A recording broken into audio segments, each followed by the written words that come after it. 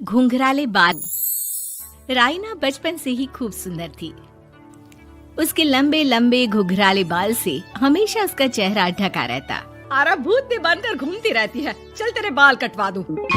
अच्छा, क्यों भला? स्कूल में तो सारा वक्त बांधकर घूमना पड़ता था। अब तो मैं कॉलेज जाऊंगी और बाल खोल कर घूमूंगी। हाँ। अरे ये बाल देख रही है, ऐसे लगता है जैसे मधुमक्खी का छत्ता। खैर, घने घने घुंघराले बालों से राइना सुंदर तो लगती, लेकिन उसे संभालना उसके लिए बड़ा काम था। माँ, अरे माँ, शैम्पू खत्म हो गया है। इस बार वो वाला लाना ना, जो घुंघराले बालों को और बाउंसी बनाता है।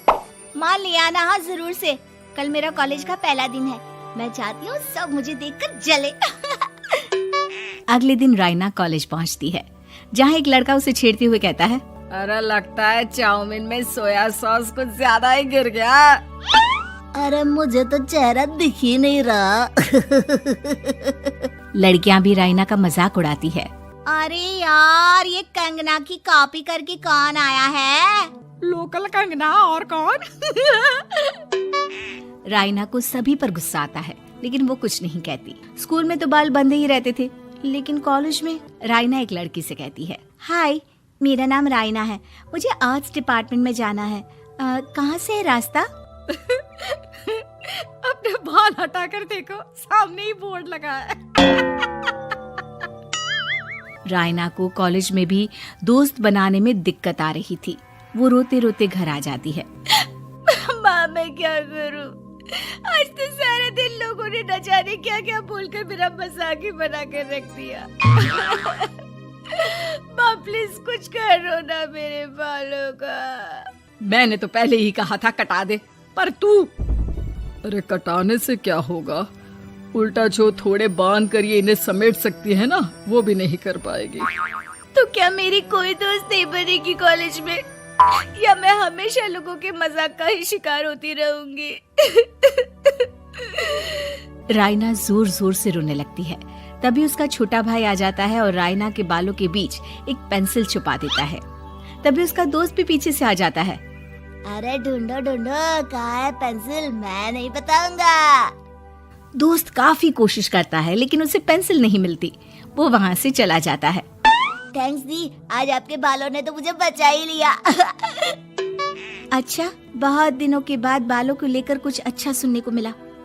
मुझे भी पहले लगता था कि मेरे बाल सबसे सुंदर है, लेकिन अब पता चला। अरे क्या पता चला, क्या हो गया? देख, किसी भी चीज के ना दो पहलू होते हैं। या तो तुम बालों से ही लोगों का मन जीतो, या फिर रोती रहो। अब ऐसे घने बाल तो तुम्हें भगवान ने दिए हैं। राइना को पिता की बात समझ में आ जाती है।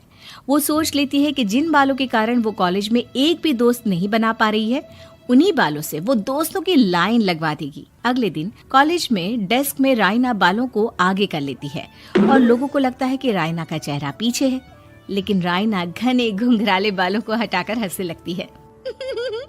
देखा मेरे बालों का कमाल, इससे मेरा चेहरा भी नहीं दिखता और मैं चलती क्लास में सो भी सकती हूँ। सभी राइना को देखकर हंसने लगते हैं। क्लास में परीक्षा चल रही होती है, तो राइना अपने बालों में चीटिंग के पेपर छुपा छुपा कर आसपास के बच्चों की मदद भी कर देती है, जिसके बाद से तो राइना क्लास की हीरोइन बन जाती है। वाह राइना, तेरे बाल तो बहुत कमाल के हैं। मैं तो इन्हीं के कारण पास हो गई। और पता है, मैं तो अपने काम का सामान राइना के बालों के बीच में ही फंसा देती हूँ। जैसे जैसे काम होता है वैसे वैसे इस्तेमाल करती हूँ। अब तो क्लास में हर कोई राइना के साथ बैठने की जिद करता। राइना में इसे लेकर घमंड आ जाता है। उसे लगता है कि वही क्लास की सबसे डिमांडिंग लड़की है। फिर एक दिन, मैं इस कॉलेज में नई नई आई हूँ, क्या आप मेरी दोस्त बनेंगी?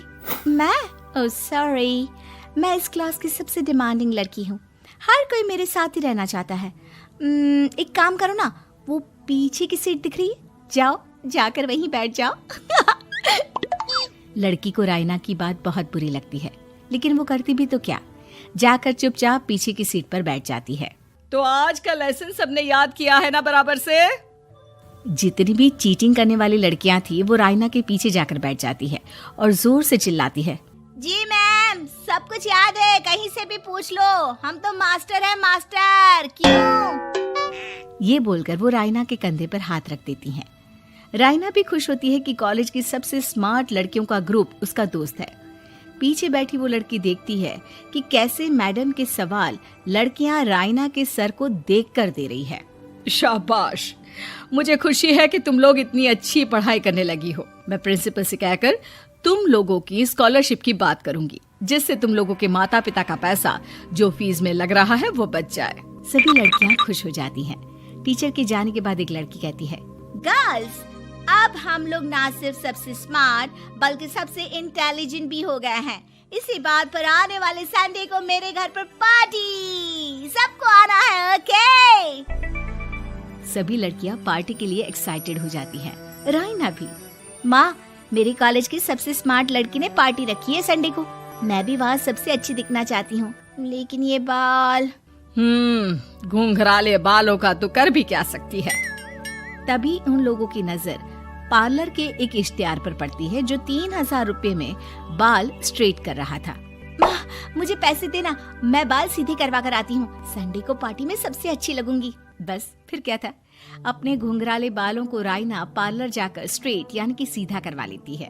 और फिर पार्टी वाले दिन, हाय गर्ल्स, कैसी लग रही हूँ मैं? ओह नो, शिट, ये क्या करवा लिया बालों का हाल? और जिसके घर पार्टी थी वो लड़की, अरे ये क्या करवा लिया? तुम्हें मालूम नहीं है, जिस बालों में चीटिंग रखकर हम लोग टीचर के अगर इम्प्रेशन जमाते थे, उन बालों को तुमने। अरे हमें तो स्कॉलरशिप भी मिलने वाला था, अब तुमने बाल सीधे करवा लिए। अब तुम हम लोगों के लिए किसी काम की नहीं हो। अरे लेकिन हम दोस्त तो है ना, क्या मैं अच्छी नहीं लग रही हूँ? हमें तेरे अच्छे और बुरे लगने की कोई जरूरत नहीं है। हम लोगों को तेरे बालों से फायदा था, अब वो नहीं है तो हम तेरे दोस्त भी नहीं है। जा जाकर बाल वापस घुंघराले करके आ, तभी तो हम लोगों की दोस्त बन सकती है। रायना रोते रोते घर आती है और माँ को सारी बात बता देती है।